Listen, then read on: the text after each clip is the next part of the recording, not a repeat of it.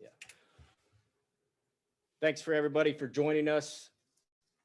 Coach Heupel will make an opening statement, and then we'll take questions as usual. Please hit the raise your hand function, and please keep your line muted until we call on you. Coach? Hey, everybody, appreciate y'all being here. Great day for Tennessee football. Obviously, our first spring football game here is a new staff with our players. So appreciative of the fans that came out. Man, had a ton of attendance today. Obviously, with the uncertainty of the weather, they showed out in great fashion and brought a lot of energy to the stadium. I know our players and staff appreciate that. To the VFLs that came back, man, so many guys that came back and were a part of this weekend. With our current players and obviously all the guys have an opportunity to get together, brought a ton of energy just to the program. And, for me, obviously I spoke about it in my introductory press conference, the VFL experience, being able to relate back to experiences and what they've learned, but understanding that this is a Tennessee football family that is together always and forever. Former players and obviously current players as well. Great weekend. I want to mention one guy in particular, just a unique opportunity to get a chance to spend time with Al Wilson, and special year for him being inducted into the College Football Hall of Fame. Obviously, he was one of the greats that have ever played here and played this game. Opportunity to get to know him and who he is and what he's about and what he's giving back to Tennessee football. Great opportunity to spend some time with him. Proud of this team this spring, man. In the short amount of time that we've been here as a coaching staff, the growth that they've shown, the accountability that we're learning how to have every single day, the accountability to themselves, but to each other here is really important. Proud of where we're at and where we have an opportunity to go. A group that's becoming connected, playing for each other, and growing in the right ways. Proud of on here. Obviously, we got a big portion of our offseason here coming up as we get into summer conditions. With that, I'm going to open it up to some questions. We will start with David Ubben, and then we'll go to Austin Price. Josh, I was wondering if you go through individually from Hendon and Brian and Harrison and compare what you saw from them today compared to what you saw from them over the course of the spring. Tough to do that individually here, just with the rotation of how the game unfolded, to piece together all that, I think would be unfair from my recollection of what they actually accomplished during the course of the game in each drive. I thought this is a total group effort. They've come a long ways in the last 14 days leading up to today. I think, if you break it up, spring ball up into thirds, every 5 practices, man, you've seen exponential growth from all of them. In their command of what we're doing, the ability to recognize signals, get lined up, get their eyes, feet in the right place, be accurate with the football. I think the last 3 or 4 practices have been all of theirs best practice. I thought they played really efficient today. There are a couple times need to get rid of the football maybe a little bit quicker if they're in a real live situation. I think some of that's a little bit tough to judge when you're not live as well. But did a really good job of taking care of the football besides the one pick where Burrell makes a great break on the football and turns it into 6 points and a momentum-changing play right there. But proud of what each of them have done this spring and thought they operated really well today. They all had great composure out there. Coach, you're now through your first spring. Maybe kind of take me through or take us all through like where you thought you were coming in and maybe where you think you are coming out, more specifically with the skill guys on offense, running backs and receivers. Now you've seen these guys for 15 practices. What's your overall thoughts on those 2 groups? Yeah, I thought we had very little understanding of how it is actually going to transcend and how the game is going to be played out. When we first started spring, you go into your first spring scrimmage, they operated and handled some things really well, but there's still an uneasiness and not quite comfortable in what you're doing. Today, I thought our skill players probably had their best day as far as operation in command and control in what they're doing, being in the right spot, quarterback and wide receiver being in the same spot, as far as what they're seeing from the defense and being able to sit in holes, run versus man, and be in the right place. I think we're going to continue to get more and more efficient in the pass game as we go through the summer and through training camp. Obviously, got a long ways to go, but you saw some really positive things. You saw guys on the perimeter make some competitive plays, and obviously the game ends with a huge play from Tillman down the sidelines. I think all of those guys are starting to gain a lot of confidence in what we're doing, but then how they can operate and how they can grow as a player.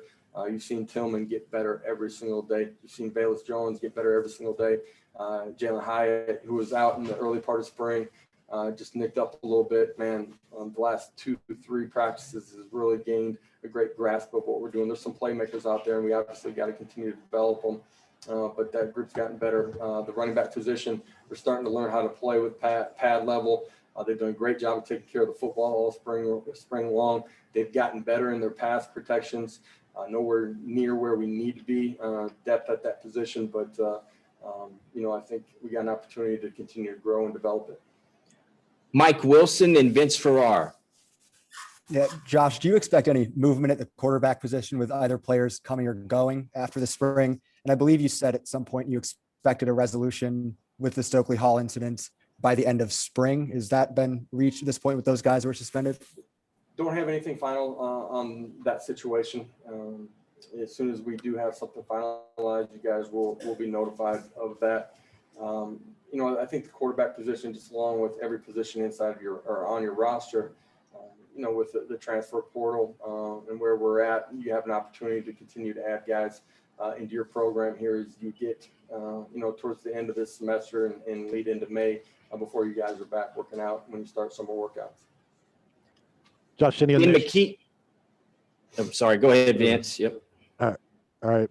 Josh, any early takeaways from your vantage point today before the tape on the line of scrimmage, offensive and defensive lines? Yeah, I thought there was some back and forth on that. I thought offensively we're able to get some things going in the middle portion of the game.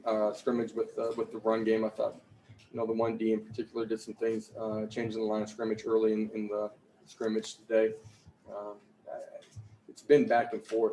I feel like we're developing some depth on the offensive line, need some depth on the defensive line. We're thin at that position. We got to continue to develop the guys that we got and potentially add some guys there. Ben McKee, then Jimmy Himes. Josh, just as you conclude spring practice and build into the summer and work towards fall camp, what's kind of at the top of your to-do list that you would like to see accomplished as you build towards fall camp? I think it's still the growth and accountability, the ability to do what you're supposed to, when you're supposed to, the way you're supposed to, all the time, not some of it. We've come a long ways in that. We still have a long ways to go. There's accountability to yourself. There's accountability to your teammate. We're learning how to have the locker room be accountable to each other. There's starting to be a sense of ownership from some of our guys inside the locker room that it matters to and understand the standard of what it's going to mean to be a Tennessee football player. We got to continue to connect. We're early in our development there. And when I say that, I'm talking player to player, but I'm also talking coach to player as well as we build who and what the foundation of Tennessee football is going to be.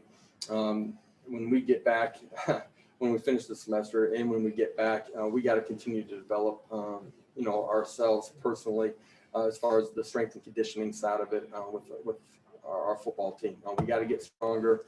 We got to develop our speed. We got to develop the ability to bend and play with better pad level. And all that comes from what we do inside of strength and conditioning. We got to continue to develop there. June and July, the third quarter of our off season is going to be absolutely critical to put ourselves in the right position heading into training camp. Josh, approximately what percentage of your offensive scheme and your defensive scheme do you think you inserted into the spring? We got a lot of football left to put in and give our kids, a certain percentage. We're nowhere near, our complete playbook here on either side of it. I thought we did some really good things, fundamentals and technique on the special team side of it, but there's a lot of our scheme that's still got to be implemented there as well. Gentry Estes and then Gustavo. Yeah. Hey, Josh, you've talked a lot about positivity, even among your staff, what you've wanted in terms of coaching guys up at practice, that kind of thing. How important did you feel like this approach was to build confidence in players in the program and the circumstances that you inherited here? I think it's important that you set a clear standard with your players so they know what to expect inside of your building every single day. And then you got to be really clear that you're going to hold that standard true and that there's consequences when you don't things right. At the same time, your interaction with your players has to be consistent, and the message has got to be positive here as we build us all coming together. And it doesn't mean that you're not real with your team. I think that's the exact opposite of it. Because of those relationships, you get a chance to be really true, really real in what you see and where you need to go. And because of the connection that you have with those players, they're going to accept that and understand that you have their best interest at heart. That's on the field and off of it as well. Coach, how much do you think, today's showcase translate what you guys practice throughout those spring practices? I think, there's times that, the back half of your spring ball isn't your best half, where your kids aren't as focused. They're trying to remain healthy. Their competitive spirit changes. Really proud of this group because that's the exact opposite. We got better every single day. Our competitive spirit became more and more consistent in how we approached every day, every rep. We got better the last third of spring ball. And, today there was great effort out there. A lot of things that we'll learn from as well. But our kids are excited about what we're doing on and off the field. I think they believe in each other and believe in this coaching staff. It gives us an opportunity to continue to grow as we go through this summer. Rob Lewis, then Nicholas Hill.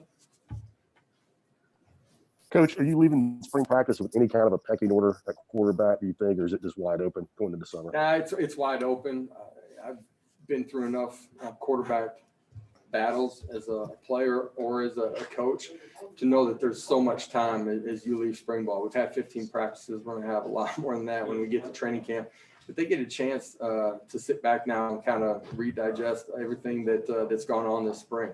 Get a chance to go through some installs this summer. They get a chance to coach it, own it a little bit on their own.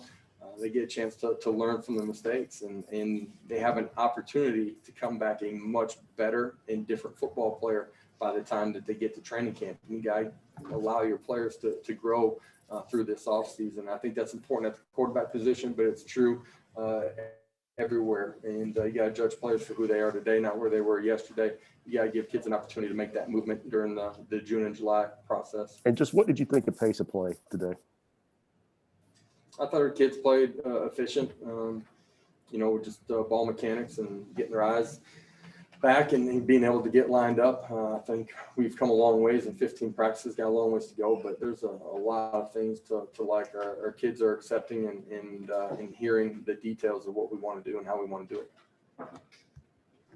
Coach, how would you evaluate your secondary today and just how they adjusted to the pace of play that you guys have thrown at them throughout the entire practice and during the spring game today, and how that might help them in the future? Yeah, I think they made some plays today. I thought they tackled pretty well in space today. So without going back and watching the tape, I thought there were a bunch of positives from individuals and collectively as a group. Defensively, they've grown in how to operate, the ability to communicate. With the tempo that we play at, when we do see tempo, our guys will be ready to handle that. And I think there's a lot of positives for your defense, forcing them to reset their mind, get to the next play immediately, and how to operate. And they've continued to grow that way. Last question, Trey Wallace.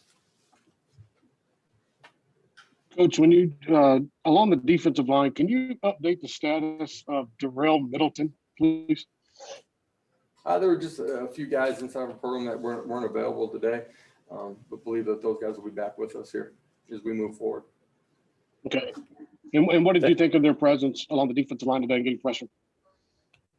I thought early they did some really good things getting pressure. Late I felt like the line of scrimmage maybe tilted in advantage of the other side at times. We're thin at that position, so those guys got more plays on the defensive line than anybody on the football team.